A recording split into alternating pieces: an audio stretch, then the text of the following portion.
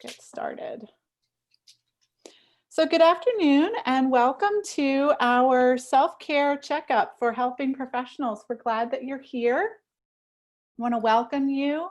And I'm Anna Kennedy. I'm the Executive Director of LOHF, and our work is to improve children's mental health in Lancaster County, Pennsylvania. So our intention and purpose for hosting these calls is to provide a space to learn and connect as helping professionals in our community to connect with each other during this COVID-19 pandemic. So each week we are welcoming a guest to share their insights on self-care.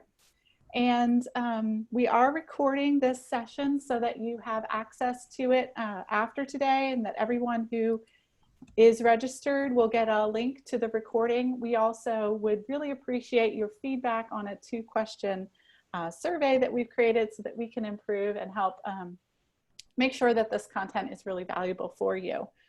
So we ask for your patience with us as we navigate this new world together. We're glad that you're here and thank you for tuning in. So before I introduce our host, John Walker, I want to just cover a few little housekeeping items for everyone. And as I mentioned, we are recording this session so that you can revisit the content later, and for those who cannot join us but want access to the conversation. We ask that you please keep your mic muted, and we welcome you to type your questions and comments and feedback in the chat, and we'll moderate that and share that feedback with our guest today. And then we'll have some time for good self-care practices. I think we're going to kick off with a self-care practice and also do one at the end. So we invite you to turn off your video to relax if that's more comfortable for you, and listen to the conversation. And again, just another reminder that we are recording. So now I'd like to introduce our host, John Walker. And he is a digital marketing entrepreneur. He serves on our board of directors at LOHF. He most recently was chair, and he's the founder of J. Walker Marketing. So I'm pleased to welcome John as our host, and then he'll introduce our guest. So welcome, John. Thanks, Anna. Welcome, everyone. We're very glad you're here. We're glad you're choosing to spend some of this Monday with us. So I'm very pleased to introduce our guest, Melanie Snyder. Melanie serves as a trauma-informed specialist for Penn Medicine, Lancaster General Health. She leads community-wide initiative that's trained over 3,500 people in Lancaster County about trauma, resilience, and post-trauma informed care. Melanie tells us that she is passionate about helping professionals understand, make connections between trauma, mental health, and physical health. So Melanie, we're very glad you're here with us today, and I'll turn over the floor to you. Thank you so much. I appreciate that introduction, and I'm so honored and humbled to be invited to be a part of these conversations. I want to start today by actually saying thank you to each and every one of you who are on this call today. You are out there on the front lines doing the really, really hard work of supporting people, whether you are in healthcare or mental health or services or addiction treatment or in our school system, working with parents and families. I just want to say a very sincere and heartfelt thank you for being out there in our community, making a difference every day with vulnerable people.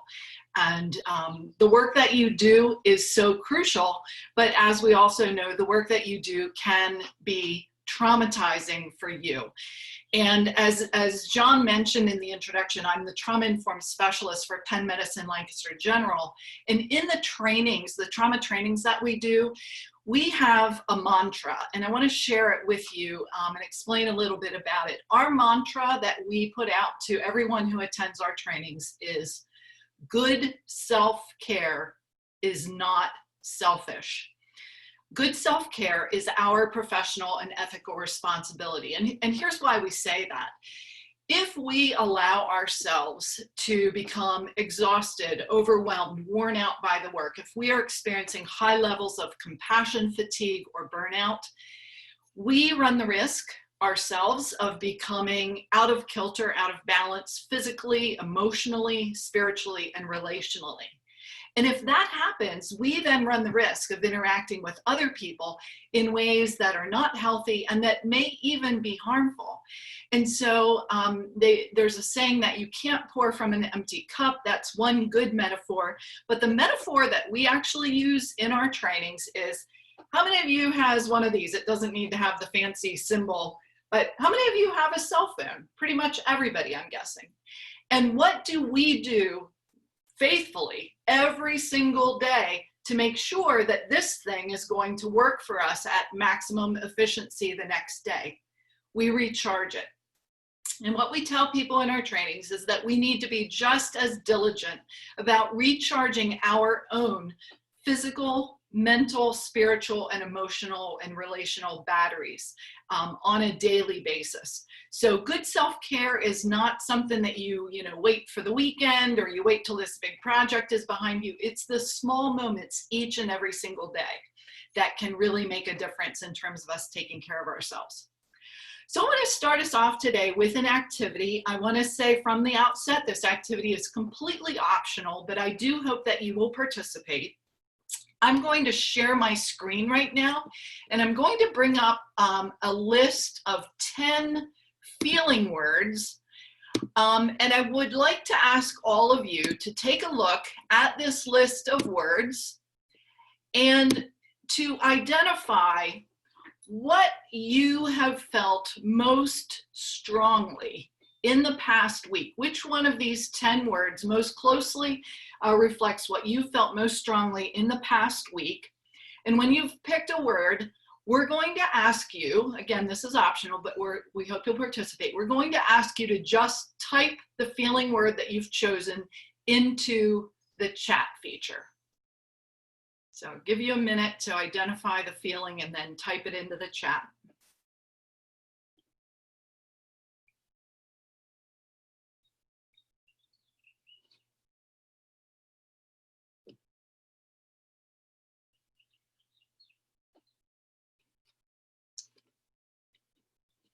Okay, now for me to be able to see the chat, I need to stop sharing my screen here, if I can figure out how to do that.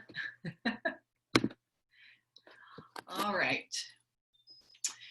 So I want to make a couple of observations about what I'm seeing here in the chat. Frustrated, anxious, exhausted, numb, depressed, multiple people listing the same words.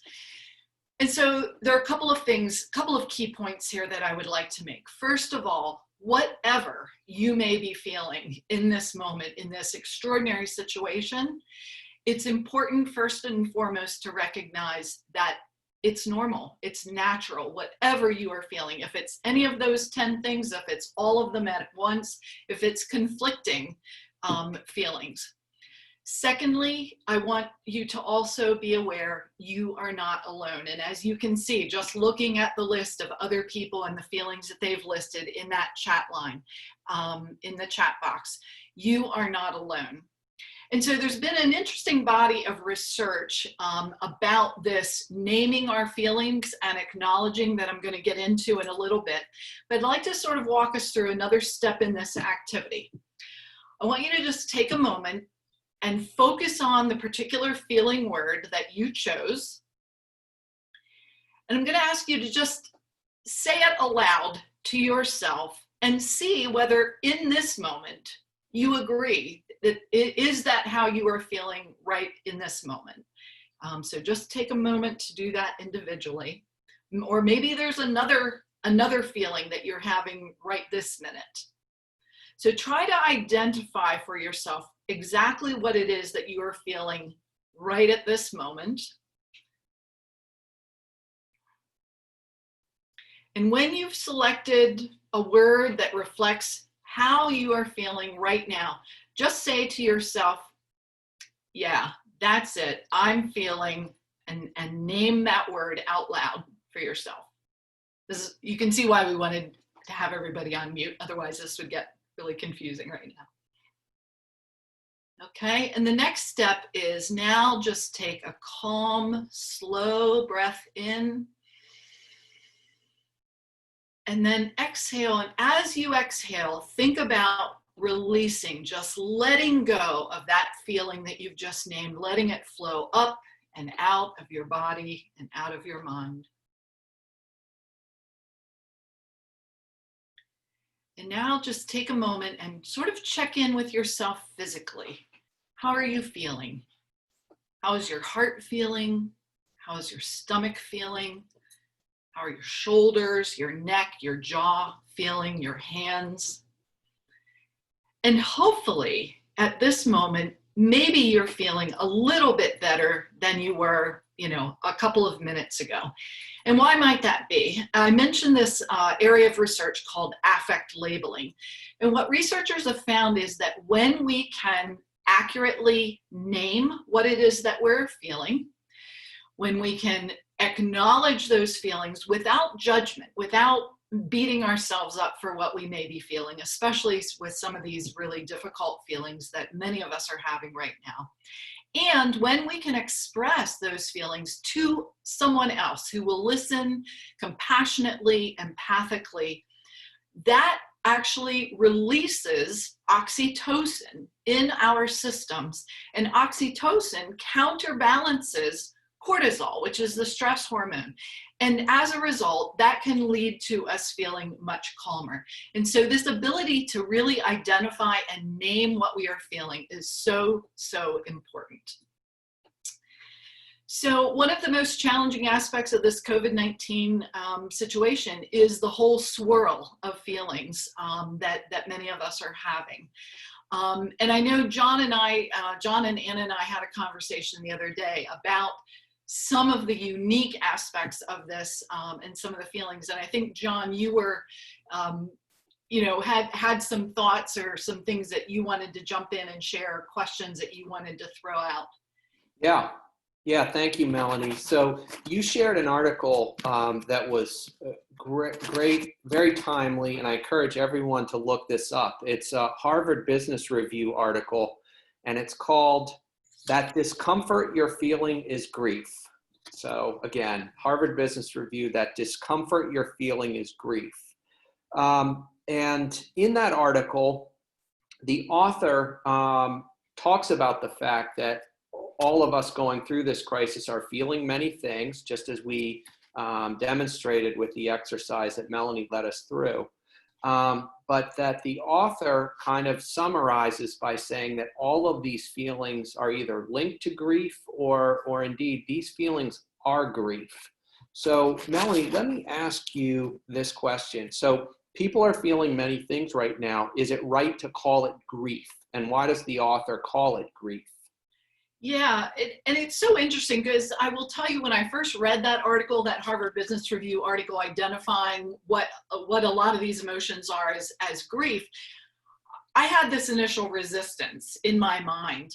But as I read the article, it made a lot of sense, because what he's talking about is the grief is really arising from the many, many different kinds of losses that all of us are experiencing different types of losses. There are the very obvious losses, loss of people's physical health, loss of life, the very, very most serious losses.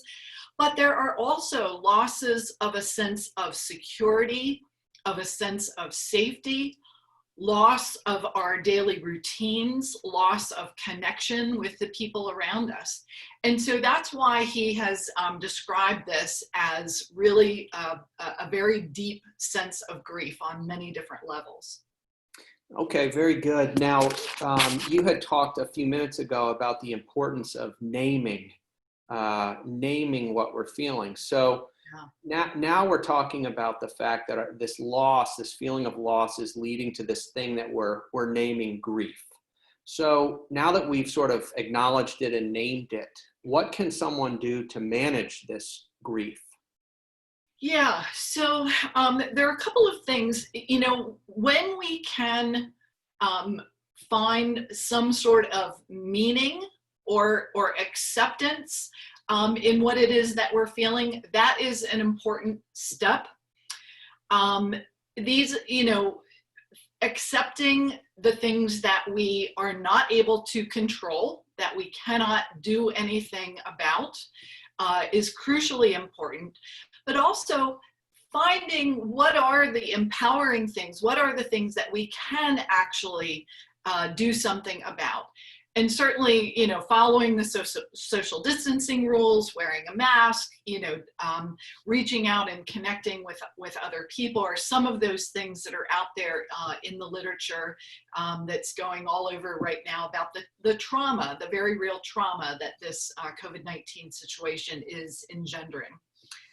So, but there's another piece, and I want to, when we think about naming our feelings, sometimes when we are in a highly stressed situation and we're feeling particularly some things that we might classify in our head as negative emotions, sometimes we actually kind of beat ourselves up and we think, oh, for crying out loud, why can't I get over it? Why can't I move on? Why can't I, be thinking about this in a healthier way?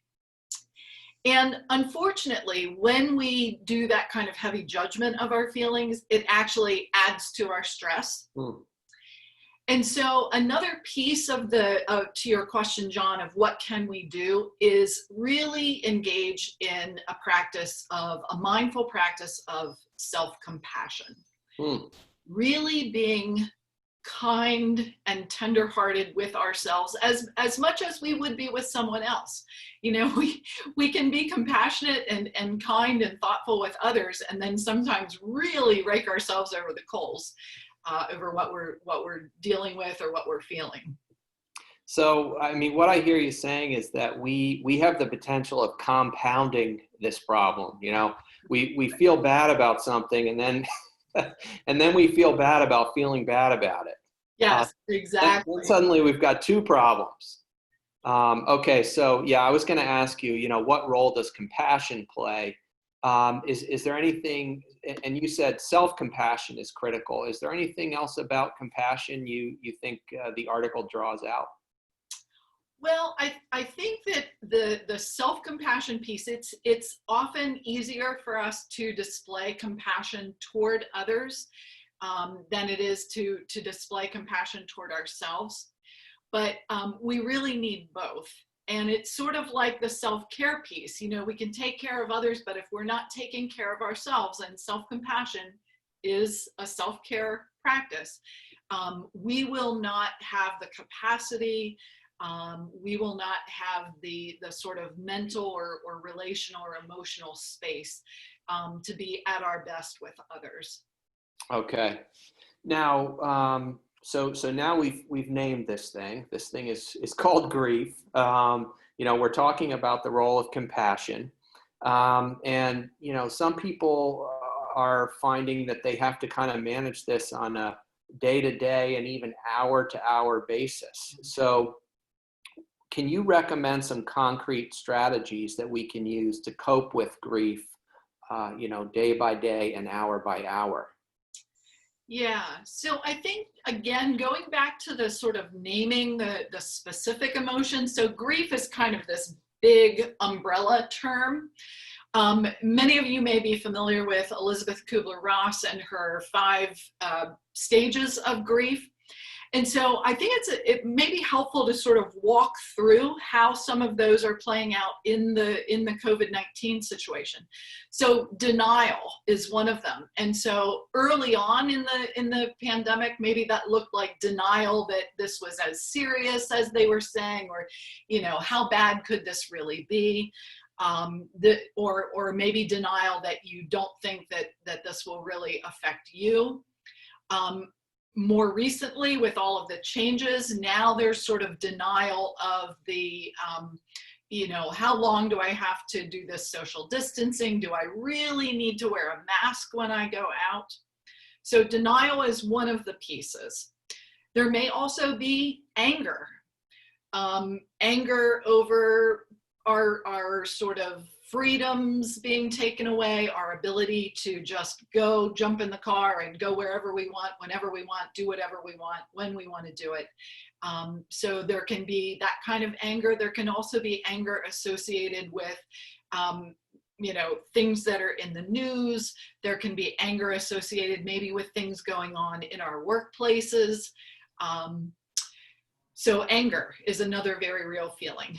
There may also be some bargaining. Okay, I'll do this social distancing thing, but I'm not going to wear a mask. Or I'll do the social distancing thing, but by golly, if I want to get together with my friends and close friends and family, I'm going to go ahead and do that. And then there can be some really deep sadness about it.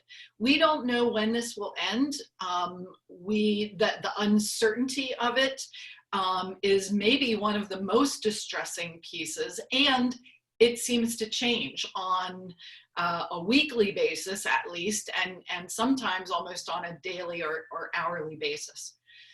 So when we think of grief, if we can really drill down to some of the very specific emotions, and again, identify them, name them, acknowledge them for ourselves without judgment, pay close attention in your body to where you are feeling these things. Some of us carry our emotions, in our jaw. We go around with a, tensed up face. Some carry it in our neck and shoulders. Some of us carry it in our stomach. You may have digestive issues or be eating or drinking things that, that are not particularly healthy. So identify in your body where these emotions are residing. And then this mindful self-compassion practice that I want to close us out with today can really be helpful in terms of releasing those feelings, coming to a place of acceptance, and again, that kindness toward yourself to just acknowledge, yeah, this is what I'm going through, and it's okay. And whatever I'm feeling, it's natural, it's normal, it's okay, and I'm not alone. Very good. Thank you so much for that. And I'm just going to remind once again, the name of the article is That Discomfort You're Feeling is Grief, and it's in the Harvard Business Review, and I recommend that you look it up. It's been eye-opening. And Melanie, your interpretation of it is very helpful. Yeah. And we can send it out. I think, Anna, we can probably send up a link to it to everybody afterward, right? Yes. We'll make sure that link to the article is in the follow-up email with the recording and everything. Thanks. Great. So what I'd like to do, if I can, is I want to close this out with a self-compassion activity. Dr. Kristen Neff, who is founder of the Center for Mindful Self-Compassion, what a great organization name, provides a really nice roadmap to this idea of self-compassion. So again, as I said earlier, when we're in these highly stressful situations, sometimes, as John rightly pointed out, we make things harder on ourselves because we feel bad about feeling bad. And so a healthy antidote is this practice of self-compassion, which has three components: mindfulness, getting in touch with a feeling of common humanity, and then self-kindness. So what I'll ask you to do is just get comfortable in your chairs, sit with your feet resting comfortably flat on the floor, your back resting comfortably against the back of the chair, your hands in a relaxed mode in your lap. And just take a quiet moment to breathe in, breathe out, and just start by allowing yourself to simply feel whatever stress, difficult emotions, emotional discomfort you may be feeling in your body right now. Identify where those feelings are residing, where they're lodged in your body. And now say to yourself, this is a moment of suffering. This is a moment of suffering. And this acknowledgement that we are all suffering in various ways right now is a form of mindfulness. It's a way of simply noticing what is going on for you emotionally in the present moment without judging that experience as good or bad. And next, I'll ask you each to repeat each of these phrases. Suffering is a part of life.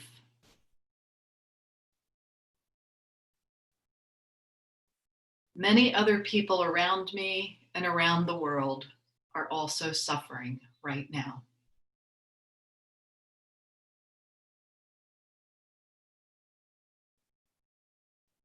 I am not alone.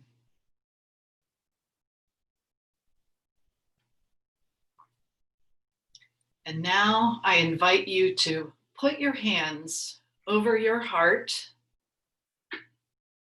and just feel the warmth of your hands, the gentle touch of your hand on your chest,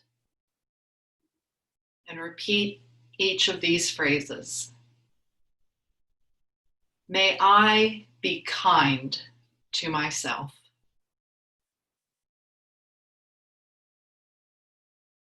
May I be patient with myself. May I accept myself as I am.